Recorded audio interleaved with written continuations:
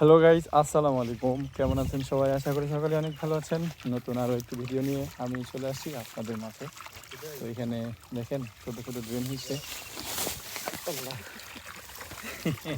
আপনাদেরকে মাছ দেখাই দেখে আমি অবস্থা পড়ে যাচ্ছিলাম। মাশাল্লাহ চেদিরি মাছ আছে বিশাল সাইজের, ছোট ছোট ডিম মোলা পুঁটি, মাশাল্লাহ খুব সুন্দর কিছু মাছ আসছে।